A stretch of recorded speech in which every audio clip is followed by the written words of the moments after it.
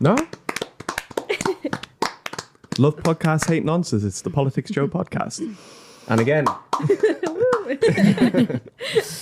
Hi, Laura. Hello, how are you? I'm good. Sean? Hi. You all right? I'm great. Yeah. Ollie Johnson, how are you? I'm good. Good. Really big day yesterday. If you are Macron, really nice of him to get a little invite for tea with Trump. Mm-hmm. Getting in before Stammer as well. Getting in before Starmer, and he went with a message that I'm still actually not too sure about. Should we watch the interaction? Yeah. Here it is. I support the idea to have Ukraine first being compensated because they are the one to have lose a lot of their fellow citizens and being destroyed by these attacks. Second, all of those who paid for could be compensated, but not by Ukraine, by Russia, because they were the one to aggress. Again, just so you understand, Europe is loaning the money to Ukraine. They get their money back. No, in fact, to be frank, we paid 60% of the total effort, and it was through, like the US, loans, guarantee, grants, and we provided real money, to be clear. Okay. We have 230 billion frozen assets in Europe, Russian assets, but this is not as a collateral of a loan because this is not our belonging. So they are frozen. If at the end of the day in the negotiation we will have with Russia, they're ready to give it to us, super. It will be loan at the end of the day and Russia will have paid for that. If you believe that, it's okay with me. But they get their money back, we don't, and now we do. But, you know, that's We only will find fair. paths to do something. So that's Macron there, giving Trump a little kiss. Very French. Monsieur President. I'm so happy to see you. Let me have my moment in the Oval Office. He's very touchy, wasn't he? He's always like that. There's always really funny photos that get released anytime there's a meeting between him and a world leader. Like, do you remember when it was either he'd gone to Ukraine or Zelensky had come basically to... mounted him. But there's a really funny shot where, like, you know the way there's so many photos from Sunak's time of them, like, mid-hug or, like, just about to hug and it looks like they're kissing. There was one of him and Zelensky where, like, he's hugging him on the side that the camera isn't on, and Zelensky is, like, looking down the barrel of the camera, horrified. What have I got myself into coming here? He's a very touchy president, isn't he? Yeah, he is touchy. Do you remember one of my favourite interactions is Donald Trump and Theresa May? Do you when they held hands? Yeah, I really liked that. It was really cute, yeah. Why do you think you'll hold hands with Keir Starmer next week? Well, I could see that happening. There was a lot of, like, so do you remember when the Japanese president who met, or would it be Prime Minister? Met Trump this time round. No, last time. Anyway, one of them met Trump. Prime Minister, isn't it? Because they have an emperor. All right, cut this. Cut this. Do you remember when the Japanese Prime Minister met Trump and Trump nearly took him out? Like, he went to go and shake his hand and this guy was just clearly not prepared for what Trump was about to land on him. And he was like... stabs him in the chest. No, he just sort of goes down a bit. He's like, what? Like, Love it. and so Macron went in prepared. You could see, like, as they were approaching for the handshake, they were both going in, you know, with the same...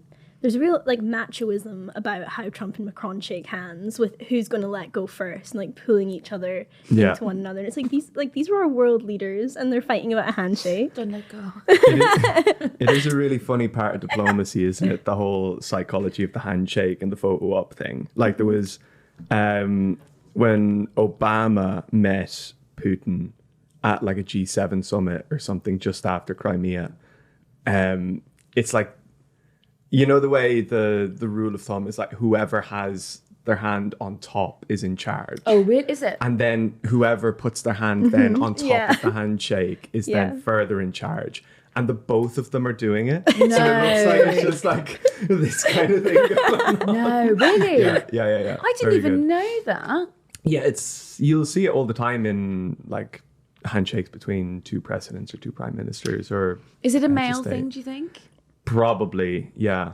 Because, I mean, when it was Theresa May, it was kind of like, there's photos again we're talking so much about photos that we're on Getty Images today. There's photos of her and Putin again at like a G7 summit. Putin. With who? Vladimir Putin. With who? With Theresa May. Thank you. Yeah. Sorry, sorry, can I just see a bit of I don't want to talk clarification? about Theresa May. You were talking about No, Theresa I was May. just asking. I was just trying to keep up. But she's wet fishing him. No. Like the photo is her stood there with her hand across her body like that. No. As if he's to like kiss her Kiss it. hand or something, and he's just like holding it as though it was a handshake. And she's got like this dour expression of just pure misery on her face, but meant to look stern and powerful. But she just looks miserable. Her hand is just resting on top of his. I don't know why they didn't invite Trump over to do this with the king, because he loves the royal family. Have you seen that video of him when he's like gushing over this book that they've given him? Buckingham Palace have given him this book of all photos of him, like with different royal family members, and he's like turning the page and he's like, "Beautiful Elizabeth, so beautiful.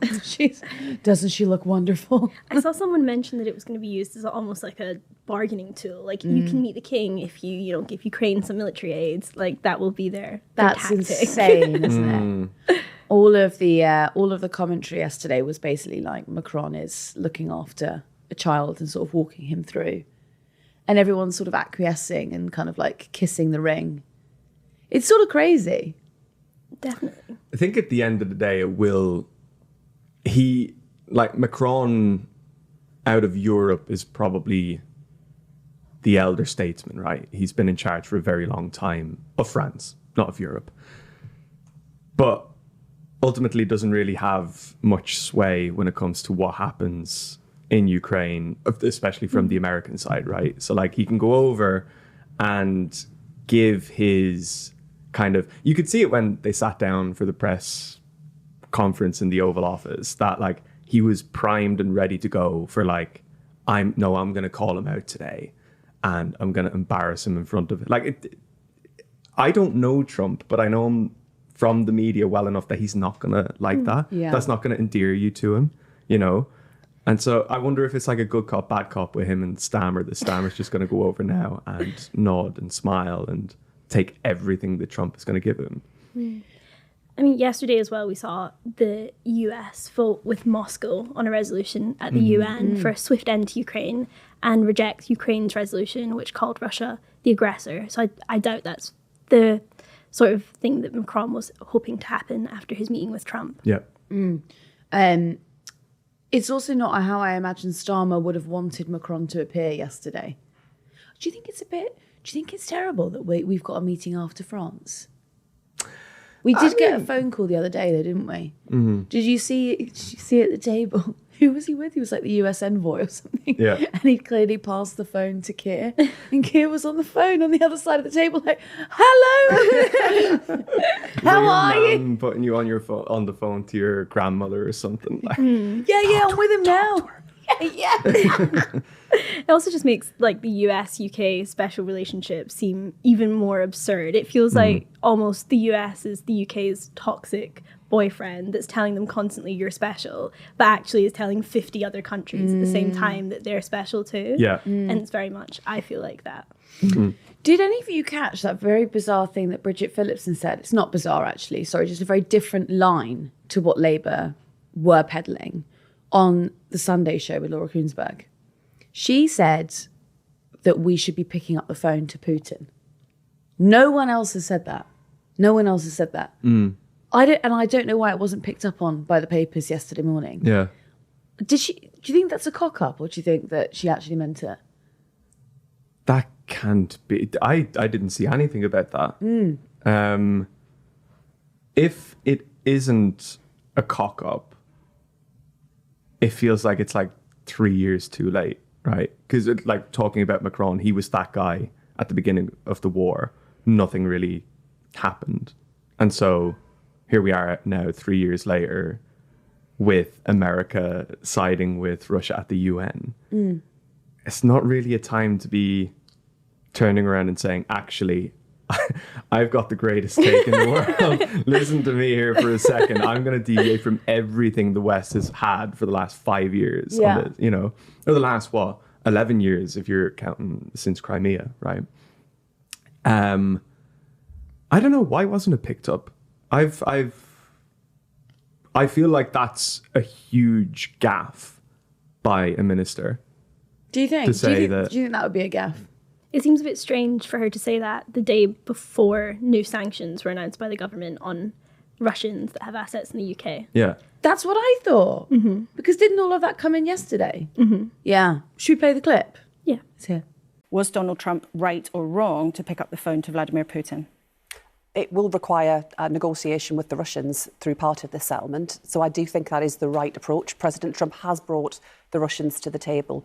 But any lasting settlement where it comes to peace does require Ukrainian voices, President Zelensky's voice, to be a central part of that. There can be no settlement unless we have a negotiation involving both Russia interesting. You said and Ukraine. But you said President Trump was right to bring Russia to the table. Absolutely. Because that phone call to Vladimir Putin that was made by Donald Trump stunned Western diplomats, appalled some people because it brought Vladimir Putin back in from the cold. And you're saying it was the right thing to do. Well, there can be no settlement, no negotiated peace without Russia.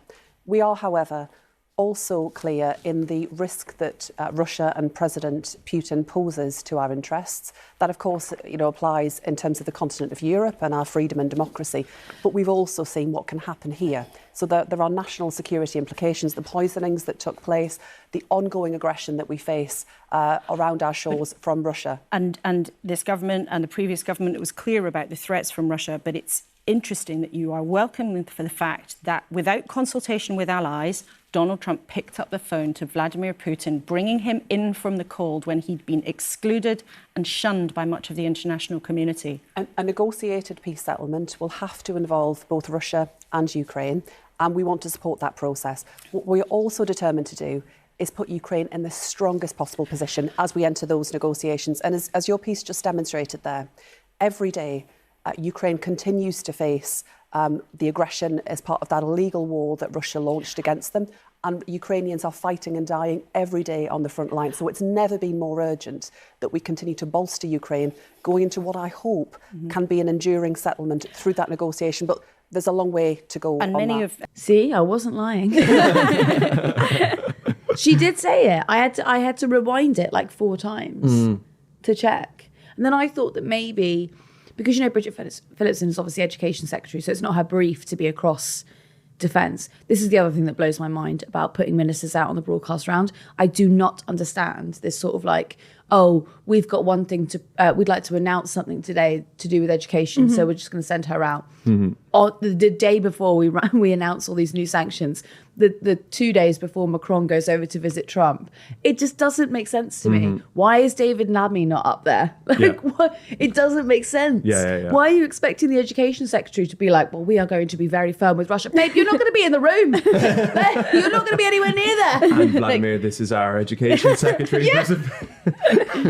Our most astute foreign policy hawk. Yes. Do you know something? They've actually got rid of maths off of apprenticeships now. If you want to get an apprenticeship, you don't need to have a maths GCSE. Vladimir Putin's like, oh, lovely, fantastic. Not me calling him Vladimir. All right, fucking Joe Biden. I really didn't get it, and then I thought that maybe that might be a precursor to like Labour changing their entire line. And I could already see how this was going to play out. I was thinking, oh my God, this is going to be like Keir calling Putin. It's going to be like that time that Corbyn said he'd ring Hamas. And I was like, oh, it's all happening. Nothing happened. What would be the Russia and the US, I don't think, want the UK to be involved. Like, I almost did it there. Would Vladimir Putin even pick up the phone? I mean, he's already got a deal with the US, which he seems quite happy with. Why on earth would I'd he be think... happy with that deal too, wouldn't you? Yeah, why does he think the UK... Why does he think he would be responsive to the UK? Do you know, I think involved? it is like part of that entire thing, like we were talking about the special relationship there a second ago. As a foreigner, I'm constantly baffled by how important this country thinks it is in the global sphere. America does not care about the UK. This idea that because we speak the same language is false. Like, it means nothing. It means nothing when it comes to global trade, when it comes to geopolitics, when it comes to ending a war, Keir Starmer is not going to be the person that Donald Trump turns to in Europe. One, because the UK does not have a direct line into the other 28 European member states anymore. And two, just because it doesn't make sense. You know, there are far bigger and more important players in Europe than the UK. So you can try and schmooze all you want, and you can turn around on the broadcast round and say, well, actually, maybe we're going to be the ones that are going to talk to Vladimir Putin and completely bypass the United States, as though Vladimir Putin is like, maybe I'm getting too good of a deal from Donald Trump and I need to be held to account a little bit. Like, it's bollocks. Come on. Exactly. Like, It's not to sound like you know, like Finn versus history, like that podcast, but like it's kind of like, you know, during the Cold War, when we were learning about the Cold War at school, I was watching it being like, I don't really feel like we're actually involved in this. I feel like at every turn we're trying to get involved in something that is just nothing to do and with then us. the Prime Minister made a statement on the Cuban Missile Crisis. I was glad to see. Like, it's just, oh, I'm here too. Like, okay, good for you, you know. I don't even think that Gorbachev knew we existed. Like, honestly, if you look back at it, you're like, he does not give a fuck. Like, that was very Finn versus history, wasn't it? I quite like how they do the at the beginning of their podcasts, if it's like the Cultural Revolution, they'd say it's after the invention of the bench, but before Lizzo's About Damn Time. Just to give you a rough idea on the time frame. Very good podcast. That's a good bit. They did one on witches yesterday, which was very good. I saw that. It's on my list. Really, really good. Should we talk about Sam Fender? Yeah. Or did you have more to say about Ukraine? No. Laura wants to, Yeah, that's doesn't think unlike that. her. Yeah. Laura's at the desk, always weighing on about how Ukraine shouldn't be in NATO. Laura thinks nobody should be in NATO, actually. Yeah. It's actually not true. Yeah, No. like for clarity, couldn't be they're further joking. from Like, the please truth. don't come for me. Yeah, they're not. They're not. Laura's the most centrist of the table. She's the Lib Dem of the table. On foreign policy. Oh. Okay. On domestic, she's like Very far to the right. Okay. Sam Fender. This was Yes. in the Sunday Times, wasn't it? It was. I would suggest this was probably on Sunday. What do you reckon? It would have been on, well, it trailed on Saturday evening. Of course, as is the way. Sam Fender shocked us all. Did he? Shall we read out what he said? Yeah, go on. Yeah. So he said, "We are very good at talking about privileges, white, male, or straight privilege. We rarely talk about class, though. And that's a lot of the reason that all the young lads are seduced by demagogues and psychos like Andrew Tate. They're being shamed all the time and made to feel like they're a problem. It's this narrative being told to white boys from nowhere towns. People preach to some kid in a pit town in Durham who's got fuck all to tell him he's privileged. Then Tate tells him he's worth something. It's seductive." Wonderful use of seductive, I would say. Yeah, probably not the best choice of words. Why? Well, because it's less a. I suppose actually maybe it is a good choice of words. I think it's bang on. It is essentially grooming. You know. I don't think what he said is controversial at all. But I know. Sorry, I was just being. No. I'm not saying that in reference to how you trailed it, but the reason why, like, I feel like we're talking about this on Tuesday, despite it coming out on Saturday, is because the last 3 days have been online anyway, have been people taking exception to what Sam Fender says and telling him and other working class men or people who come from working class backgrounds how they should feel about the world that they live in and why their feelings about the world they live in are not real. Well, hang on. I haven't seen any of this conversation at all. Has everyone been talking about it on social media? Yeah. Oh, I have missed It's in the this. discourse. Yeah. Has it? Yeah. Yeah, it's been non-stop. This is just gone for me. I have not seen it at all. And they don't agree with him. Okay, wait. I can kind of understand that because you sort of have like your Matthew Goodwins, I remember, and your Douglas Murrays. They only ever seem to talk about white working class boys when it's in like when they're trying to make a point about like, you know, Muslim boys or like, you know, that's the only time they speak about them. They don't actually just go out on a whim and just organically talk about them. It's always in like reaction or to try and make a racialized point. And it's like the attainment gap, right? That because that's, I guess this is where it comes from. This is a conversation we've had now for maybe going on 15 years, that the attainment gap is that white young boys have been overtaken by white women, well, white young girls, sorry, I should say, and people of color. But also when you delve into those figures, it's not as clear cut. I think it's interesting because I'm not 100% sure I agree with Sam Fender's analysis. Because I think misogyny existed before Andrew Tate. And for him to say that, to make a kind of reductive causal link between the deindustrialization of these towns and boys suddenly hating women because of that seems bizarre, because misogyny existed in these towns when they still had their industry. It exists in the south of England where industry hasn't been as hollowed out. So I think it's a bit reductive to say that this is because these towns have been left behind. I also wonder if the class point is a bit reductive as well. Well, let's stick on what you just said, because I want to agree with you. I actually think, you know, sometimes when you work with trade unions, you are reminded, not sort of like the older members of trade unions, you are reminded of, actually, this really wasn't a woman's place at all. This was really like a male-dominated industry. Yeah. So that misogyny maybe that he's talking about is a fair point, because it's a different type of misogyny, right? Before you weren't a threat because you weren't in the workplace. Now you're in the workplace, so they... I think Andrew Tate is like drawing on really old misogynistic tropes, though, that have been about for decades and decades. But I think maybe what's new is the delivery of them through algorithms that are targeting very young boys. But I think the stories he's telling about gender are very old stories. But are they? Because he's got a weird porn arc to him. I think women have always been portrayed in the like Madonna whore complex. Yeah, of course. Sorry, yeah, I forgot about that. You always had the trashy women that you could do whatever you like to, and then your wife, or you know. Yeah, that's true. And you know, when they took that away from us, I really felt lost. I think it's less to do with. I mean, there's certainly an aspect of what he's saying that is men. Young working class men have leaned into a world of online misogyny that they haven't done for 15, 20, 30 years. But I think the key thing that he's talking about is the privilege aspect of it.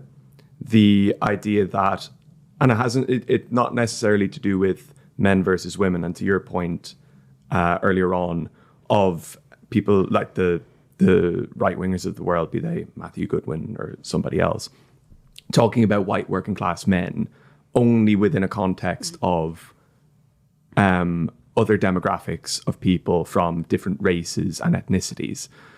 And so it's not necessarily a case of deindustrialization or because of deindustrialization men are now misogynists.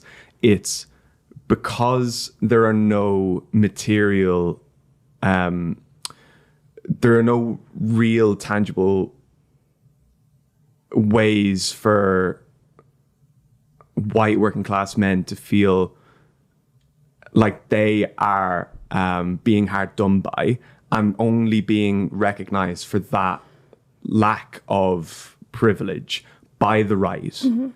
That's why they start to skew. That's kind of like the idea that he's getting at. You know, it's because on the left that's always traditionally has represented white working class interests, had moved from this kind of position of representing white working class boys and men to now not very, very generally speaking. And I think also he's speaking generally as well. He's not saying that this is a universal case, that the left, in some ways, in the last 20 years, has moved away from representing white working class men and more into politics of representation and politics of kind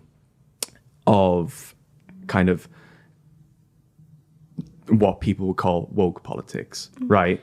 And because you're less represented by that, and you're beginning to be more represented by the right, and saying that the reason why you are not in a similar position to your parents or your grandparents is because of those people, the easiest thing for you to do is to say, oh, right, okay, rather than to interrogate that deeper.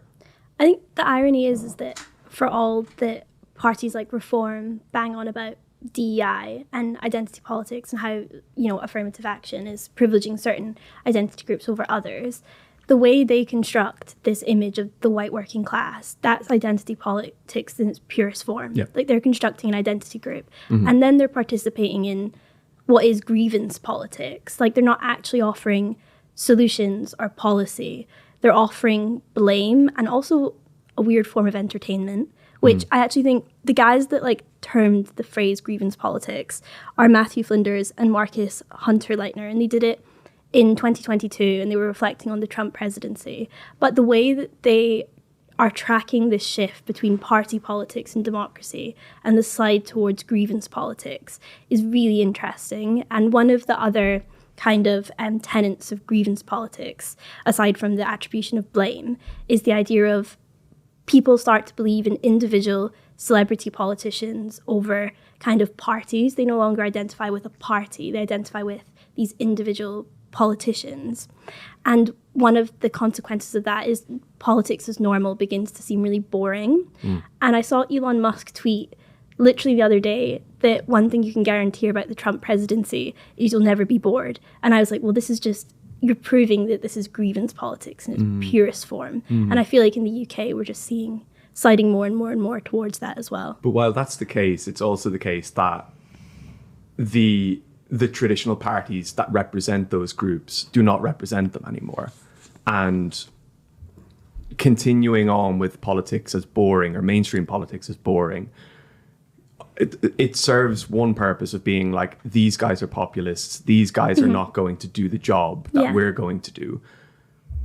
But the job that you're meant to do is to look after the people of the country. And for since the 1970s, in this instance, because we're talking about white working classes, have not been represented. Yeah. And they have they've lost, they've we're the first generation to be less prosperous than our parents' generation.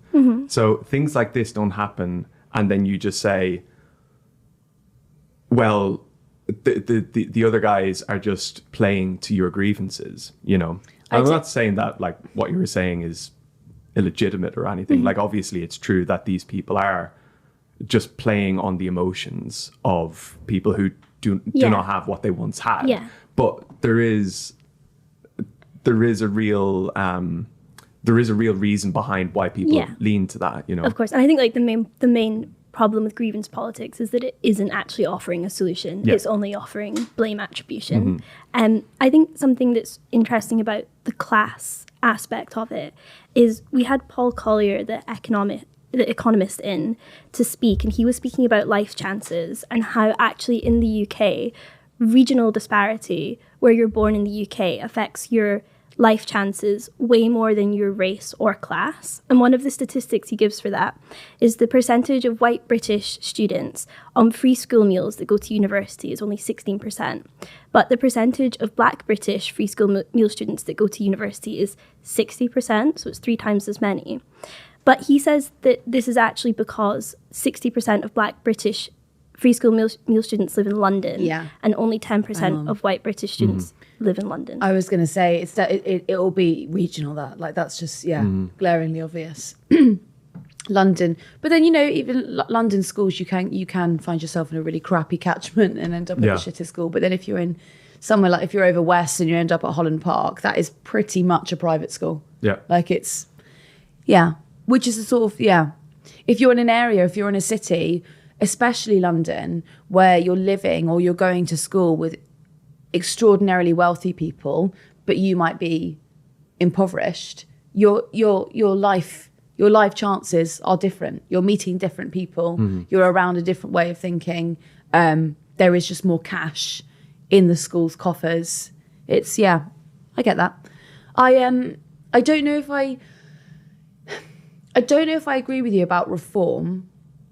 Going back a little bit to a point that you said earlier about them not having policies that actually would alleviate some of their symptoms, because I do think their jump on the anti-net zero, their jump onto fracking, their jump onto pretty much anything old school industrial does resound with people who don't live in cities. That is jobs. But also things like being pro-car, abolishing fees for people who study nursing at university. Yeah, absolutely. And then you look at Labour's initial tactic for this, this sort of stagnating inequality or rising inequality that we're seeing was to bring in jobs.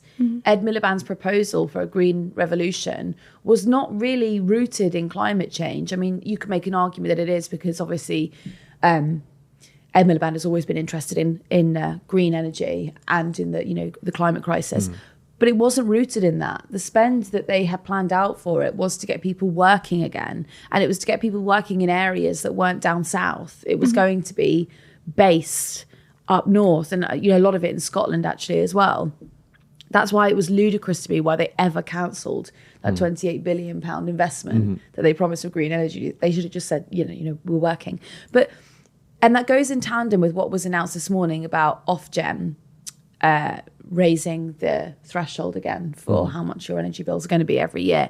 Ed Miliband's comment was, we have to wean ourselves off of foreign energy. We have to bring it in-house.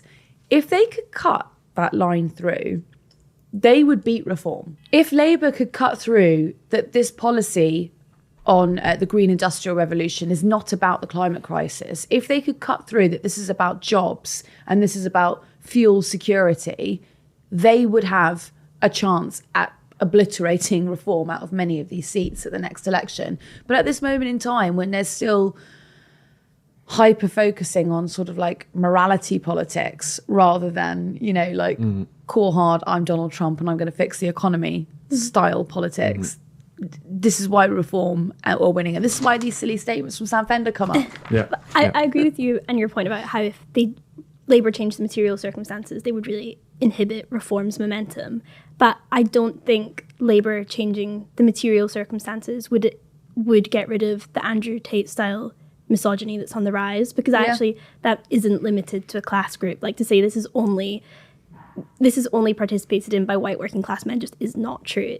It's throughout the social class and throughout race as well.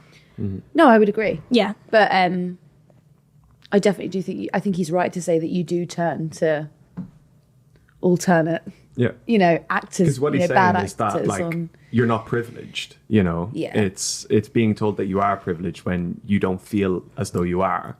And so you can to some extent bring people along with you if you say, actually, in 10 years time, where you live is going to be a powerhouse. And it's quite reductive to say that working class people are just going to work in industries. I'm not saying that at all. But like, if you grow up in a place that you're opening a can of worms there. Huh? You're opening a can of worms there with what you just said. Why? Working class people are only going to work in industry. No, I said I'm not saying No, that. I know, but that's a can of worms. Yeah. Because what is class? Like, what is it? What determines you being worker or lower middle? Yeah. I mean, I'm not going to get into my own class background, but like, if you grow up in the shadow of a time where the place you are from meant something, and it had like the people of the place worried for nothing, or had each other, like senses of community and belonging and purpose, and you're brought up in a time where none of that exists, and you're also being told that you're privileged just because of your race, that's where the disconnect is that like, well, I don't feel privileged. How can I be privileged if nothing around me says privilege? And I think, yes, he's talking about Andrew Tate and people like him, but I think that's the fundamental part of it, is being told that just because you're from a certain grouping of people, that inevitably you do have privilege. And yes, to some extent, you do have privilege relative to other people, but it isn't helpful to anyone to say that, well, you have it worse than this person and this person has it worse than that person. Like having a hierarchy of privilege is not helpful to anyone. And I think that's what he's getting at fundamentally. I guess that's also Ash Sarker's point in her new book, is the left's moved too far away from the class solidarity politics that everyone has in common, regardless of race or gender. Interestingly, I did ask a Reform voter, why do you think there's so many more men joining Reform than women? And he simply said, Reform offers young men respect instead of blame, which I felt summed up what Sam Fender was getting at quite well. That's pretty neatly put, isn't it? Ash Sarker's really caught some strays, hasn't she? Rather, do you think that the online discourse is like willfully misinterpreting her? Because I do find a lot of the quote tweets on it, I'm like, I don't think she said that at all, actually. They've seen a 10-second clip rather than reading the 200-page book that she's written and think they understand her argument. They're posturing that she's arguing anti all identity politics, that she was the sort of bastion or the figurehead for identity politics, which, by the way, I'm not actually entirely sure she was. And now she's gone against the grain. And there was this piece in the Telegraph yesterday, which, by the way, was just a summary of all the arguments that I'd seen on Twitter. I love it when you little commentariats do that. You're like, oh, look how clever I am. I've written a whole piece. Babe, we saw it all on Twitter the day before. You just wrote a summary. You literally spark notes. Anyway, at the end of it, his conclusion was like, this is a real win for the right, because if she can change her politics, then we've done something right. Again, that was many tweets that I saw. So you're not actually that clever, Doctor, whatever your name is. Doctor. yeah. He put himself down as Doctor something. I can read Twitter and all. Anyway, should we wrap it up there? Yeah, that's a good idea. Nice. Sorry, I feel like I'm going to sneeze. That's mainly why I want to wrap it up. Go on then. All right. Thanks. Bye. Bye. Bye.